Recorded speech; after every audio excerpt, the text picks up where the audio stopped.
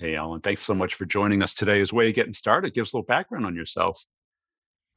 Thank you for having me, Brian. Alan Upton. I've been probably in sales for about 30 years of my life.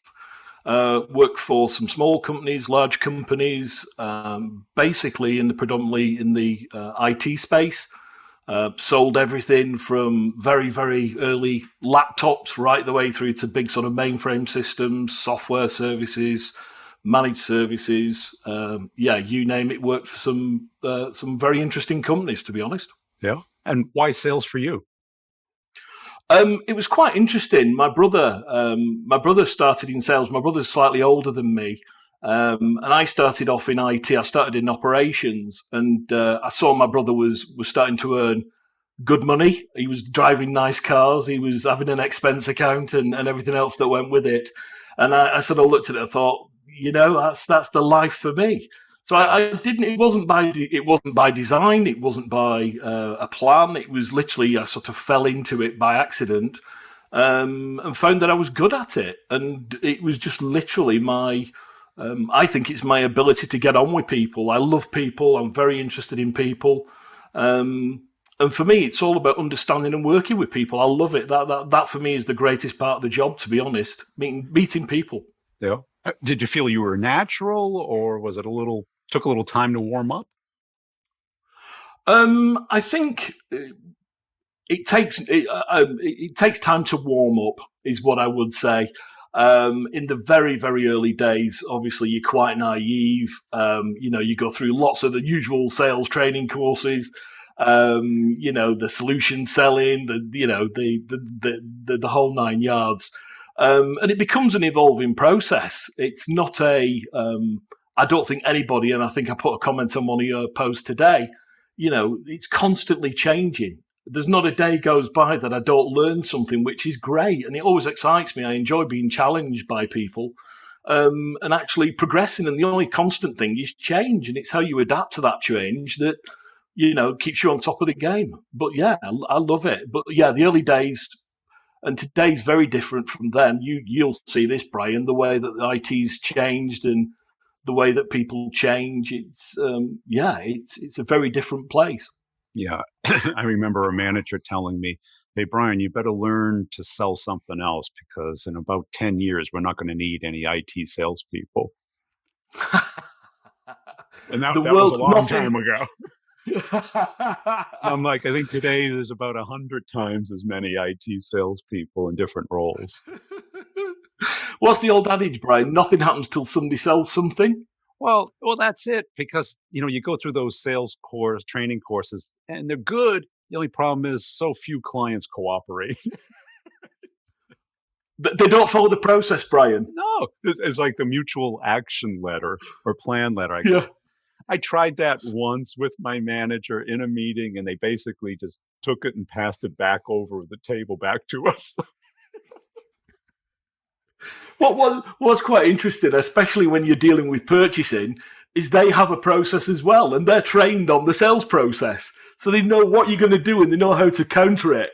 So it sort of becomes an intuitive process of hitting the ball back across the net.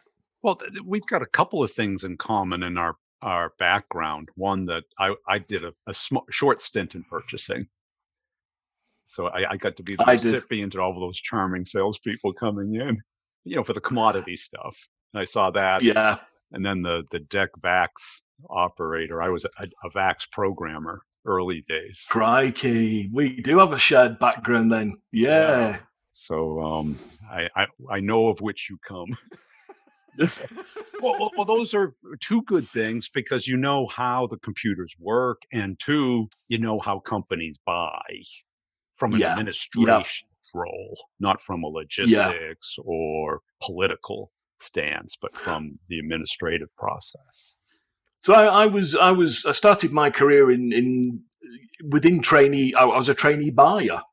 So it was buying lots and lots of components. We used to make all the electrics for Jaguar and Austin Rover in the UK, two big car brands at the time. So I bought everything from cable to rubber grommets to, you name it. Because if you imagine how many components there are in a car's electrical system, and you had to buy all of them and make sure they were in stock and all that type of stuff. And then we decentralized, and I went into IT, and it was in my early career, computers were the new things, the big shiny future of the world, and it's seen me very well throughout my career. So yeah, it's been great for me. Love it, absolutely love it. And what do you think distinguishes you as a rep? What do you do differently? What? Because I'm sure you see a lot of other reps. I do. I think one of the things that I think a lot of people are scared of is not admitting to people when they can't do something. And I've never ever held that. I think ultimately, at the end of the day, customers are not stupid. They know the world's not perfect. And ultimately, I say to customers on a regular basis, this is something that we don't do as a business. It's not something we can offer. I'd love to help, but on this occasion, I'd rather step away. And I think you've got to have that level of honesty, not just with yourself, but with your clients. And for me, it's all about, people buy people. I've never bought a car from somebody I didn't like, no matter how good the deal was. There's got to be that level of, mutual bond, if you like, and understanding.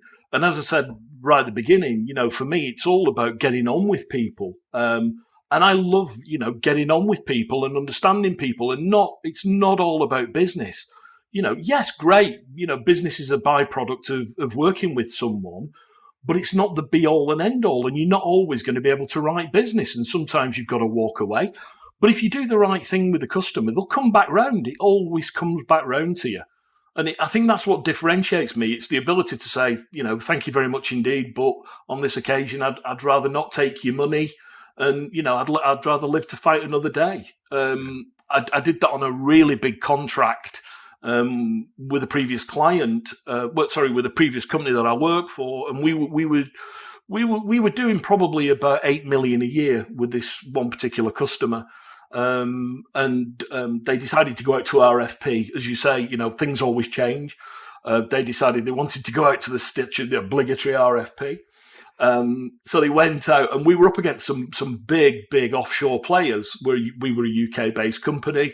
And I went back to the UK board, and I said, I'm going to pull out of the bid. And they were, horrified. How could you do this? This is one of our biggest clients. And I said, but what the customer's asking for is not what we can deliver, and we're just going to get absolutely thrashed on price. And I'm not going to put in a substandard service. They're not going to thank you for it, and I'd rather not damage the reputation we've built. And you've got to have sometimes the guts to go, I really don't want to do this, but it's the right thing to do. Well, because it does two things. One, it's probably bad business if you got it. You end up not wanting it. You feel Yep. like, oh, look, I won. Now I've got to do this thing that we really don't do that well at this price. And who's going to be disappointed? Everyone. Yep. And the second is it builds trust. Because It's you're quite, saying, yeah. I have your interest above my own.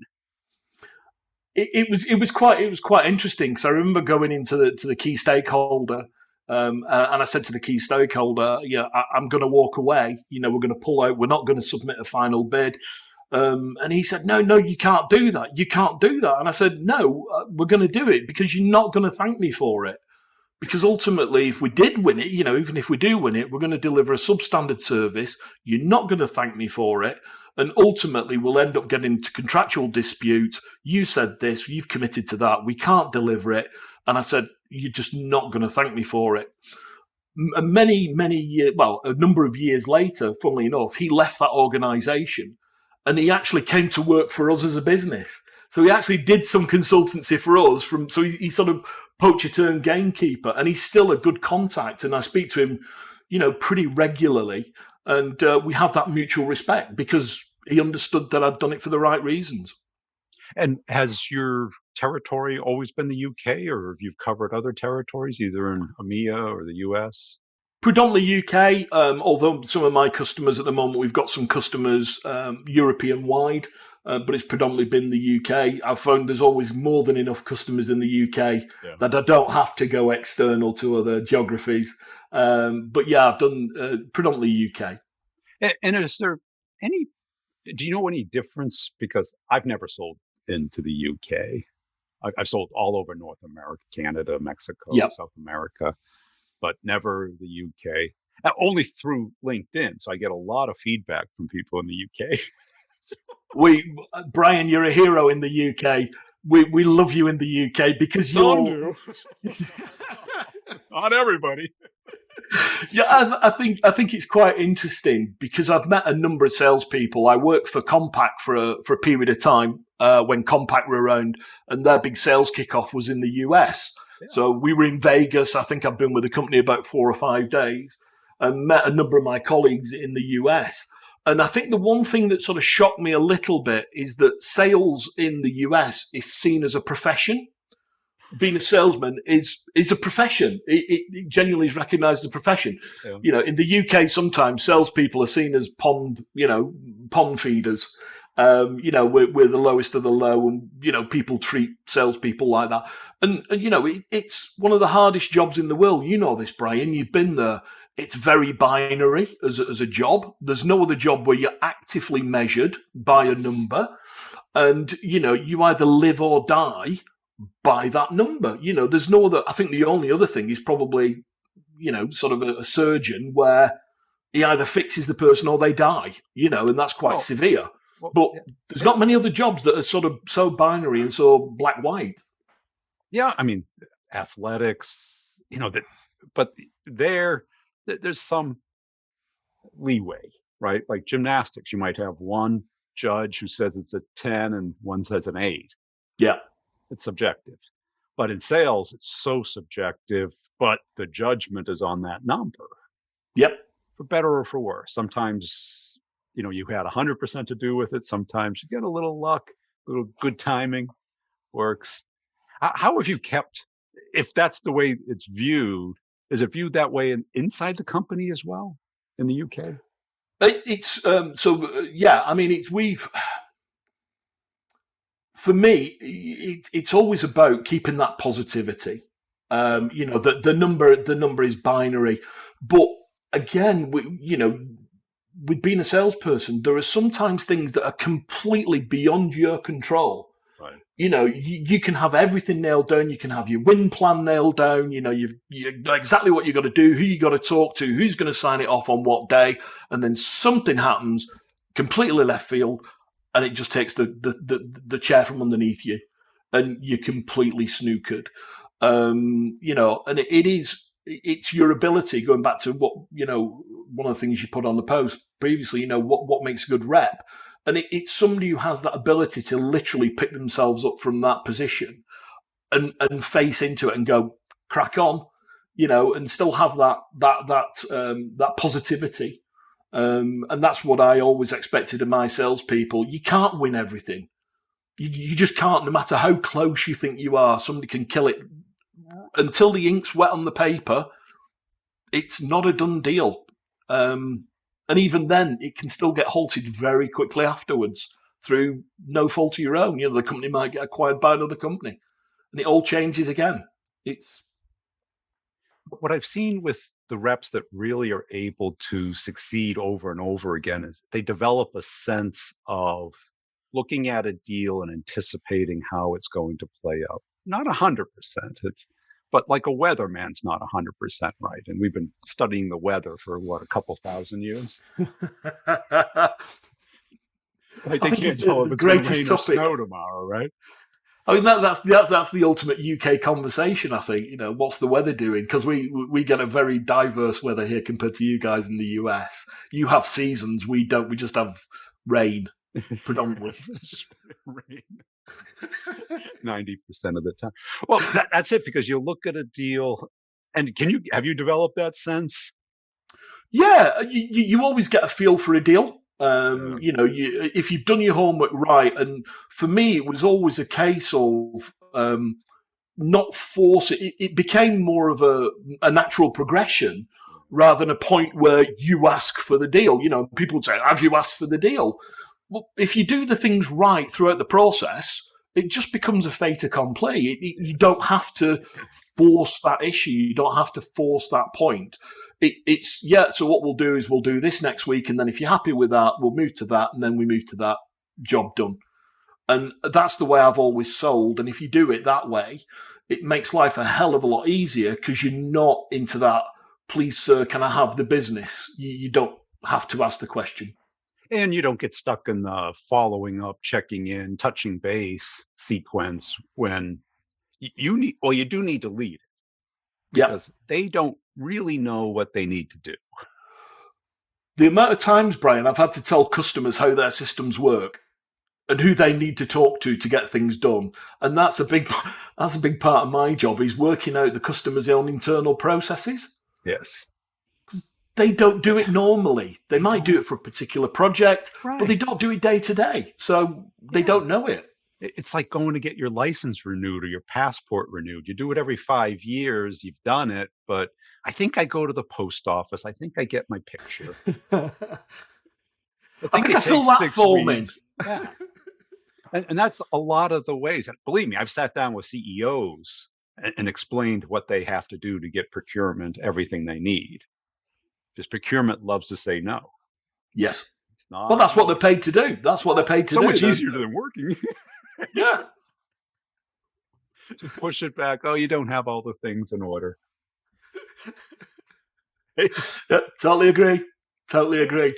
It's quite interesting. I remember I always use anecdotes and stories, Brian, for me, even when I'm talking to clients, because I think it brings things to life.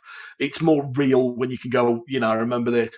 I always remember we were negotiating a reasonable size contract with a large UK manufacturer, and myself and a guy from IBM turned up, and unfortunately we were about a minute late, 2 minutes late or something. Because there was an accident on the motorway, and the lady on reception rang him, and he refused to see us. We were 2 minutes late, and he said, "I'm really sorry, I've not got time now. Can you come back at 2:00 this afternoon?" So we went away, came back at 2 p.m. in the afternoon, and he was sat there. He was the head of National and Strategic Contracts. I remember his title, very grand title, very nice office. And we went in, and there was me and the guy from IBM. And he said, "Okay, guys, let me set my stall out. Let me tell you how this is going to go." And I thought, this is going to be a great negotiation. So he said, you're significantly more expensive than your nearest competitor. What are you going to do about it? And the guy from IBM, you could see the look of panic and shock on his face. Oh, what do I do at this point? I've got my deal planned. So I shut my book and put my pen on top of it and stood up, put my jacket on. And he said, "Where are you going?" I said, "I'm leaving." And he said, "Sorry?" I said, "I'm leaving." I said, "We've already had lots of discussions with your technical guys. We've already agreed the solution. We've already agreed the deal. As far as I'm concerned, you've said you want this discount. We can't give it you. I don't want to waste your time, and I don't want to waste mine." And he just sort of looked at me, and he just went, no, sit down. I'm just giving you my opening position. And I thought, it's a strategy, but it's not one I'd condone. I wouldn't do it in every meeting, but I'd done enough homework where I knew I would have that position of power, that he was just doing his job, and he was just trying to get that extra bit. We agreed a deal at the end, and we all shook hands, and I kept in contact with him for many years and became a good friend. So, but you've got to be careful. In business to business sales, certainly in the US, procurement's job is the administrative execution of the order. Yes, they like to ask for discount because that gives them power, but they cannot stall it. They can slow it down, but they can't. They think they can stop it. Yeah. Yeah. They love that feeling. And again, I've got a lot of friends in procurement and stuff, and they think they have the power. They ultimately don't. Ultimately, they're there to process the paperwork at the request of the business. Yeah, and certainly the IBM person felt, oh, I've got to get the best discount, most favorite nations, whatever it is to get this deal. But here's the quote. Yeah. They approved it. We did all the work. We've already made the concessions that we could make, and they told us there'd be no further concessions. Well, what was quite interesting, we'd already built in a percentage anyway that we knew we could give away without affecting the overall deal. And eventually we came to a negotiation. I think we gave him about half of that or three quarters of it. But ultimately, he thought he'd got a win because he'd actually justified his position and he'd beaten the supplier down. He'd given them a hard time. And we were actually sat there going, actually great for us because we'd already built in that discount for you anyway. So it's that game. It's that game which is quite Yeah. interesting sometimes.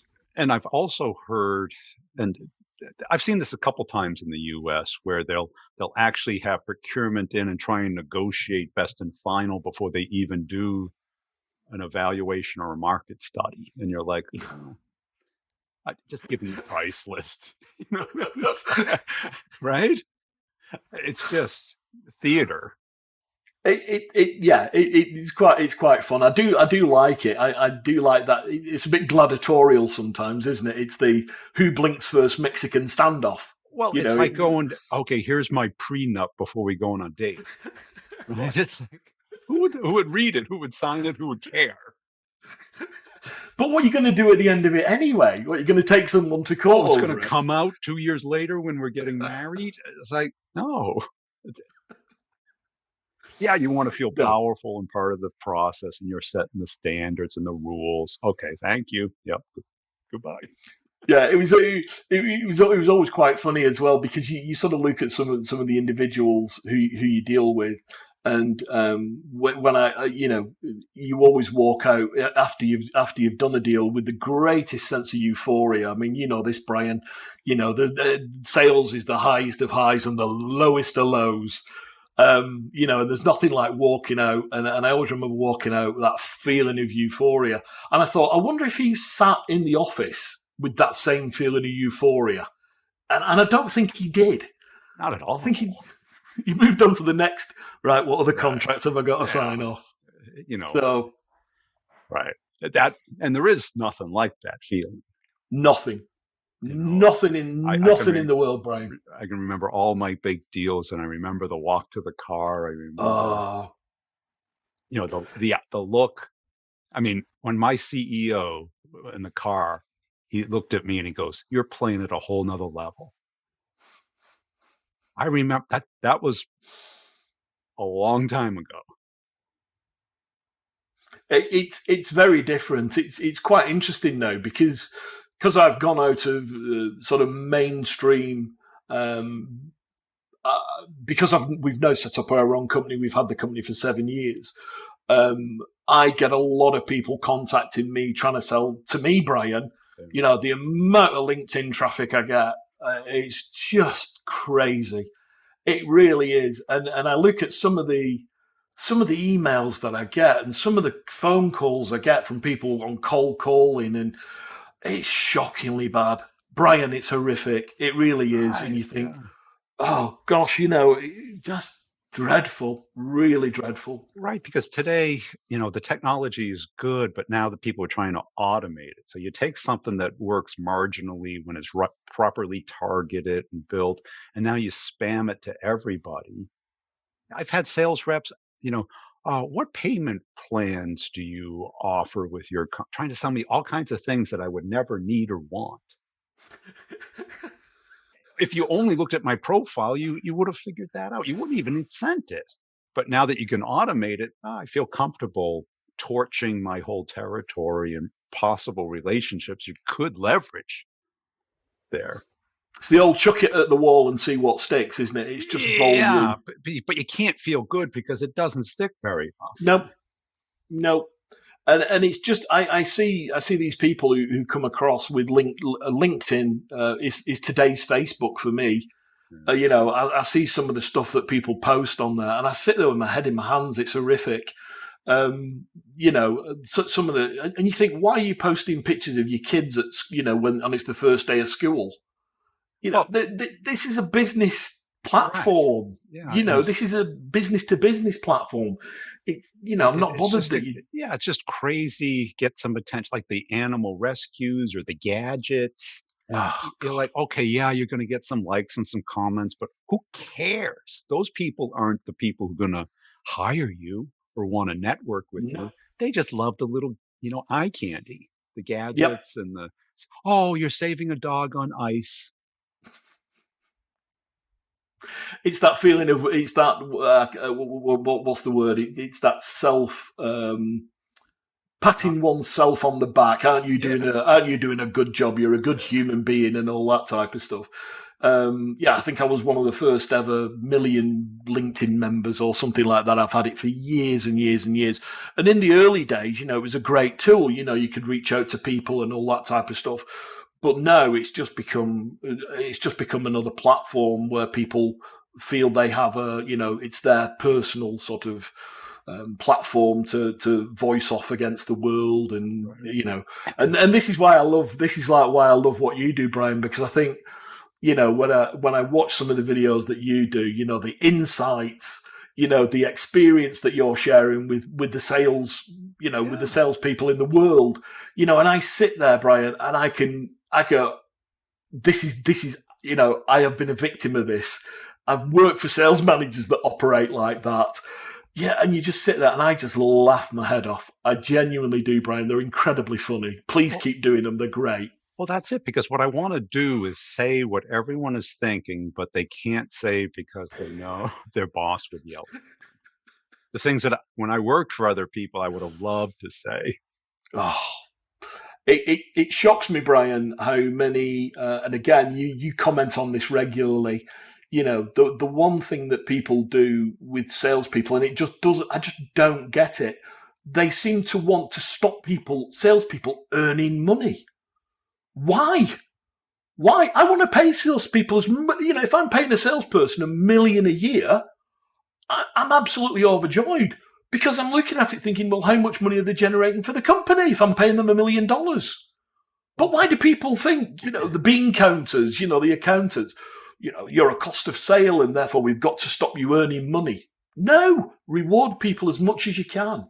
right. Because, I mean, it's MBA, it's not MBL, Masters of Business Administration, not leadership. So everybody, it's like, the socialists in the US, they think that Amazon would exist if you didn't have the profit motive. It would not exist without the profit motive.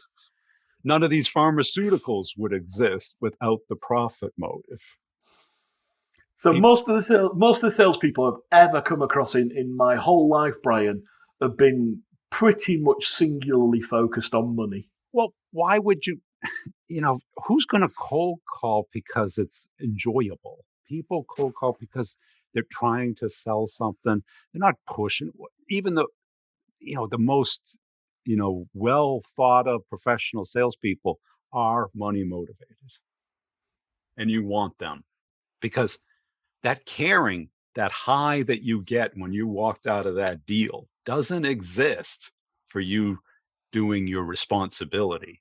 It was because you worked really hard. You battled 1,000 battles through the gauntlet to get that done, Yep, and somebody else didn't. yep. Your competitor. Yep, absolutely. It's going that extra yard, whatever the extra yard is, no matter Right. what the tweak is, you succeeded. And again, it goes back to that gladiatorial sort of, I'm better than the next man. And I know that's sort of a bit of arrogance, but it But is. It's that that is feeling that ingrained I've in succeeded. us. It is. It Yes. is. It's motivation within salespeople, and you see it within. Other people just don't have that desire, that want, term it whatever you will. They just don't have that desire, and they don't have that passion.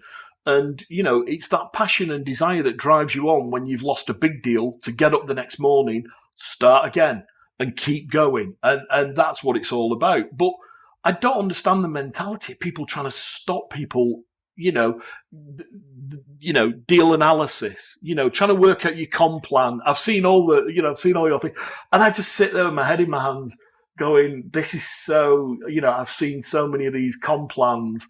6-7 pages long, just to trying to work out how much you're going to get paid for a deal. Multiply by pi, divide by what? Effort, right?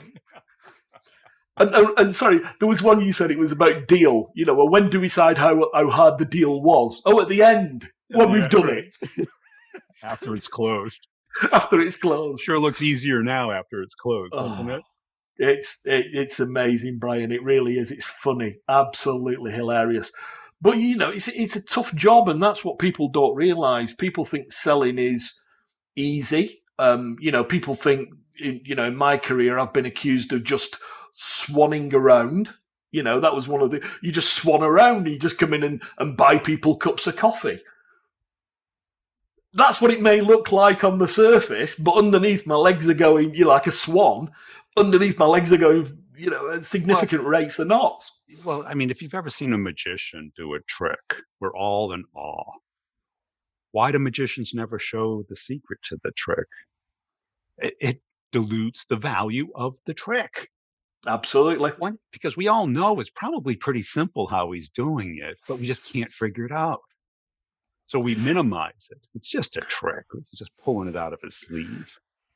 He just swans around and buys people coffee. He Right. doesn't do anything else. Because, He just, yeah. one of the most common comments on all the videos is, "Oh, this is obvious." It's like, yeah, but did you do it before you learned about it? No. Oh, so how obvious is it again? Yeah. It's Yeah. obvious once you hear it, once someone explains it to you. Yeah. Hey, Alan, I It's really appreciate your time today. Where can people go to no. connect and follow you? No, it's been absolutely brilliant, Brian. As I said, please, please, please keep up the videos because you cheer me up every day without fail. You make me laugh, and I think you are out there telling the truth of what reality is and what happens in all salespeople's lives. But I think you do it in a fun packed way, and I think please keep it going. You're an inspiration.